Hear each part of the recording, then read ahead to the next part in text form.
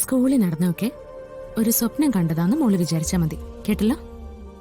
കണ്ണടയ്ക്കുമ്പോ ആ വെടിയുടെ ശബ്ദം കേൾക്കുക. എനിക്ക് പേടിയാവുന്നമ്മേ. അയ്യോ, അമ്മ അച്ഛനൊന്ന് വിളിക്കോ? മോള് പേടിക്കണ്ട, അമ്മ അച്ഛനെ വിളിക്കാട്ടോ.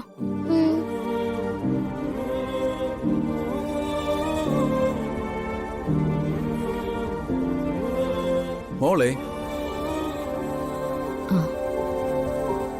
അച്ഛൻ വന്നല്ലോ. അച്ഛാ, എന്തു പറ്റി? മോളെന്താ ഉറങ്ങാഞ്ഞ്? മോളാകെ പേടിച്ചിരിക്കാ. എന്തിന്? ഇരുന്നേ. മോളെ അച്ഛനില്ലേ ഇവിടെ?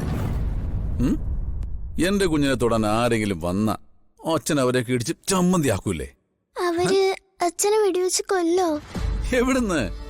അതിനു മുമ്പ് അച്ഛൻ അവരെ ഇടിച്ച് പഞ്ചറാക്കൂലേ? നമുക്ക് എങ്ങോട്ടെങ്കിലും പോവാ അച്ഛാ, എനിക്ക് പേടിയാവുന്നു.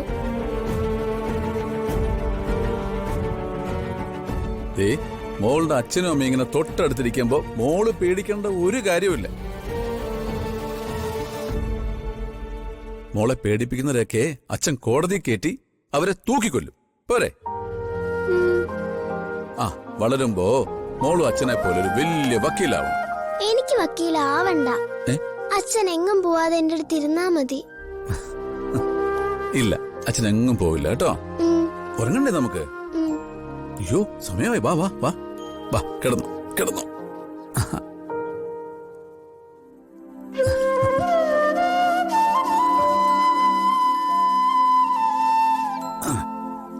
ഉറങ്ങിക്കോ. മോക്ക് അച്ഛനൊരു കഥ പറഞ്ഞു തരട്ടെ? എന്ത് കഥ? പണ്ട് പണ്ട് ഒരു രാജാവ് രാജകുമാരിയെയും കൊണ്ട് കുതിരപ്പുറത്ത് പോയ കഥ.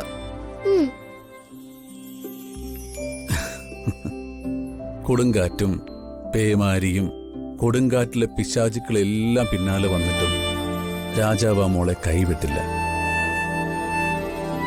ഒടുവില് ആർക്കും ചെല്ലാൻ പറ്റാത്തൊരു ഇരുമ്പ് കോട്ടയ്ക്കകത്ത് ആ മോളെ കൊണ്ട് ചെന്നിരുത്തി. എന്നിട്ട് ഉറങ്ങി. ഉറങ്ങിയോ?